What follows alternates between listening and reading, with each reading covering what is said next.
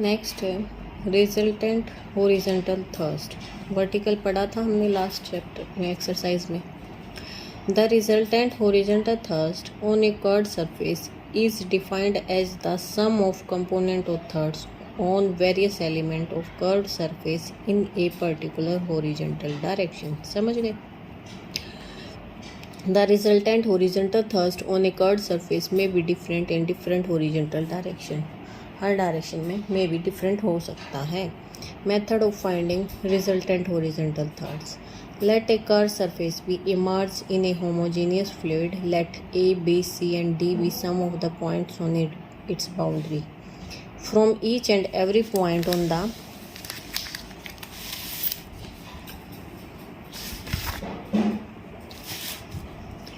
Boundaries of the surface draw horizontal line. ये curved surface है, ये हमने इमर्ज किया है A, B, C, D। फिर यहाँ से हमने हॉरिजॉन्टल लाइंस इमेजनरी ड्रॉ की है। दीज पैरेलल लाइन्स, ये जो पैरेलल लाइन्स हैं ये फॉर्म कर रही हैं एक cylinder. We take a vertical cross section of this cylinder. Let A dash, B dash, C dash, D dash represent this cross section. Now we shall consider the equilibrium of fluid in the cylinder bounded by parallel horizontal lines. Given curved surface A, B, C, D and the vertical plane A, B, C dash D dash, the fluid in the cylinder is in equilibrium under the following। कौन कौन से force लगेंगे इस cylinder के अंदर?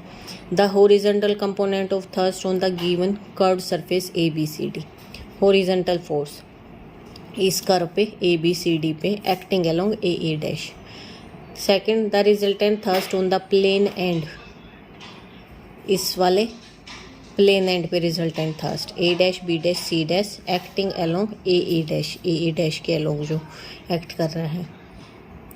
इसीलिए resultant horizontal thrust equal in magnitude the thrust on this end is equal the product of area of the plane figure of this end the pressure at its centroid, और इसके centroid पे pressure. अब resultant thrust क्या होता है? हम पहले भी रिजल्टेंट पढ़ते आ रहे हैं। रिजल्टेंट फोर्स क्या होता है? एक्स, वाई, जेड तीनों एक्सिस के अलोंग हम फोर्सेस निकालते हैं और फिर उनके स्क्वायर का सम और उसका अंडर रूट, ये हमारा क्या होता है?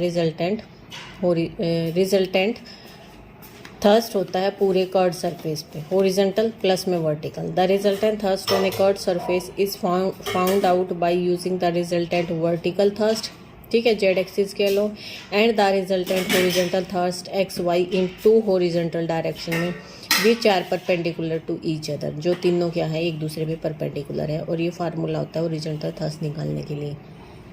The line of action of resultant thrust shall makes an angle, ये एंगल बनाते हैं।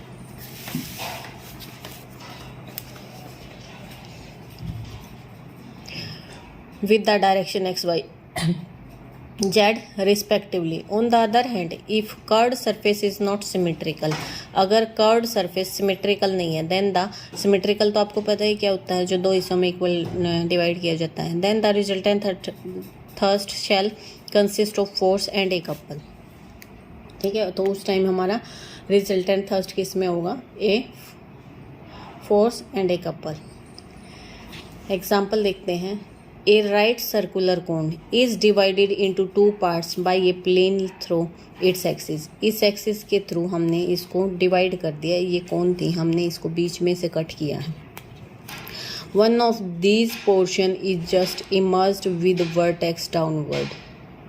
वन ऑफ दीज पोर्शंस, इसमें से एक बिल्कुल हमने इमर्स कर दिया है, लीन कर दिया है फ्लूइड में with vertex downward in water. Find the resultant thrust on it curved surface. इसके कर्व्ड सरफेस पे हमें रिजल्टेंट निकालना है। Also show that it is inclined at an angle of this, ये भी निकालना है कि ये जो है जिस एंगल पे इंक्लाइंड है वो ये एंगल है to the horizontal where alpha is the semi vertical angle of the cone. Alpha semi vertical है, यानी पूरा एंगल क्या है? अल्फा है, और सेमी वर्टिकल क्या है? अल्फा है। 2 अल्फा है और सेमी वर्टिकल हो गया हमारा अल्फा। लेट, हमने मान लिया आर और एच क्या है? रेडियस और हाइट है कोन की रिस्पेक्टिवली। तो इस कोन से अगर एच हमारी हाइट है, अल्फा सेमी वर्टिकल एंगल है, समझ रहे हो ना? सेमी वर्टिकल, ये दिख ऐसे रहा है, ये पूरे कोन बना रहा है ना, तो ये सेमी वर्टिकल एंगल बन रहा है। ये इस तरीके की ट्रायंगल बन रही है हमारी।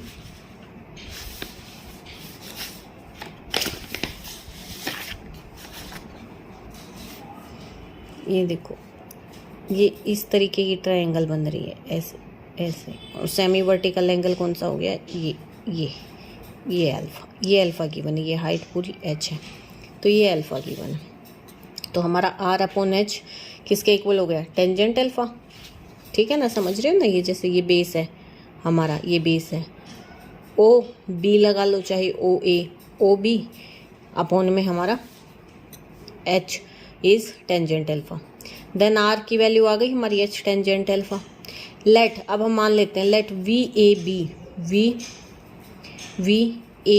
B be the vertical plane which divide the cone into 2 halves. ये एक वो वर्टिकल प्लेन है जो इस कोन को 2 हाफ में डिवाइड करता है। ये तो वैसा है जो हमने इमर्ज नहीं करना है, जो हमें इमर्ज करना है वो ये हो गया डार्क लाइन से।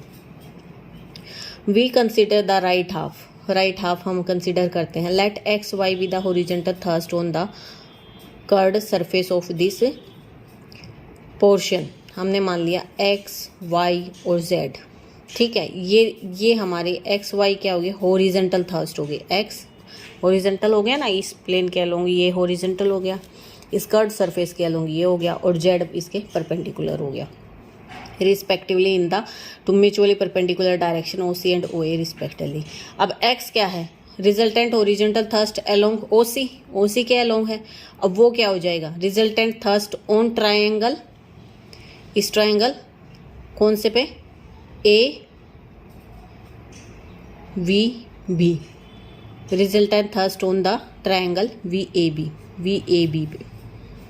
दैट इज क्या हो जाएगा हमारा, एरिया इंटू में सेंट्रोइड, डब्लू क्या था, weight of the fluid, 1/2 A B into O V, और ये हमारा सेंट्रोइड हमें पता है ना, वर्टेक्स ये 0 है, ये 0 है, ये h है, तो 0 + 0 + h/3। ये आ गया हमारा resultant horizontal thirst along O C के अलोंग आ गया। फिर निकालते हैं y। अब y क्या है, देखो y क्या है, रिजल्टेंट हॉरिजॉन्टल थर्स्ट अलोंग ओ ए के अलोंग है। अब इस साइड क्या है, ना तो कर्व्ड सरफेस है ना प्लेन सरफेस है, तो वो क्या हो जाएगा हमारा 0, because curved surface is symmetrical about this, क्योंकि इसमें क्या है, सिमेट्रिकल है, तो यानी जो इक्वल अपोजिट फोर्स हैं वो एक दूसरे को कैंसिल कर देंगे इस डायरेक्शन में। Let z be the resultant vertical thrust, और z है हमारा रिजल्टेंट वर्टिकल थर्स्ट। ठीक है, वो किसके इक्वल होगा, weight of superincumbent water which would fill half cone, जो इस पूरी हाफ फिल कोन को फिल करता है, यानी half of area of the कोन। ये आ गया। नाउ देखो, x की वैल्यू आ गई, y की आ गई, z की आ गई। Now x act normal to plane V A B at its centroid which is to lie on O V. Therefore, the line of action of x is in the plane VOC, and also z act vertically downward and passes through the centroid of the half cone, which is also lie on the plane VOC. ठीक है, तो अब देखो resultant thrust क्या होता है, √x² y² z², x की value y की z की, इसको पुट करके हमने सिंप्लीफाई कर लिया। ये क्या आ गया हमारा रिजल्टेंट थर्स्ट। अब देखो, लेट हमने मान लिया theta be the inclination of resultant thrust to the horizontal. Theta मान लिया हमने, एंगल मान लिया जो रिजल्टेंट थर्स्ट बना रहा हॉरिजेंटल के साथ में। अब हॉरिजेंटल के साथ में रिजल्टेंट थर्स्ट हमारा z है, और तो वो बना रहा है tangent theta, that is z/x। तो z की वैल्यू पुट की, x की, ये आ गया π/2 टेंजेंट अल्फा। तो यहाँ से थीटा क्या गया, टेंजेंट इनवर्स π/2 टेंजेंट अल्फा। यही हमें प्रूव करना था कि हमारा एंगल जो आ रहा है वो ये आ रहा है। नेक्स्ट है, a cylinder with a plane base is filled with liquid and is held with its axis vertical. ये ऐसे भरा हुआ है, ठीक है, और इसकी एक्सिस वर्टिकल है। Find the magnitude and the line of action of the resultant thrust on half the cylinder cut off by vertical plane. वही सेम है कोन की तरह, इसको भी हाफ बीच में से डिवाइड किया गया है। ये एक्स कंपोनेंट है रिजल्टेंट थर्स्ट का, ये वाई कंपोनेंट है, और ये हमारा जेड है। तो एक्स निकाला, सेम प्रोसेस से क्या हो जाएगा, resultant thrust of the rectangle A B E D, इस पे निकालते हैं। तो इसका एरिया आ गया, हाफ सिलेंडर है तो h/2 पाई आर, रेक्टेंगल है ये हमारा, ये रेक्टेंगल है, इस पे रिजल्टेंट थर्स्ट निकालना। फिर y हमारा 0 हो जाएगा क्योंकि ये क्या है, ये ही डिवाइड कर रहा है और क्या हो जाएगा, इस पे कोई थर्स्ट वैसे एक्ट नहीं कर रहा है। फिर z हो जाएगा, z हो गया हमारा area of the cylinder, half of area of the cylinder. Resultant thrust क्या हो जाएगा, root X square Y square Z square, इन तीनों का सम, ये वैल्यू पुट की, इसको सिंप्लीफाई कर लिया। अब थीटा अगर एंगल मानते हैं तो टेंजेंट थीटा हमारा z अपॉन x है। ये देखो हम पहले भी पढ़ के आए हुए हैं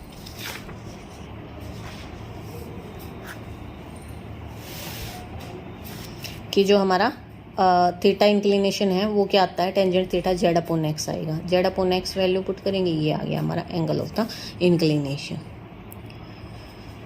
एक बार ये एग्जांपल आप खुद पढ़ लेना। एग्जांपल थर्ड,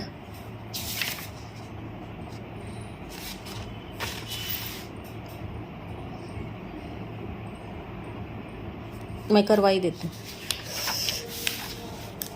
नेक्स्ट है, ये कल करते हैं।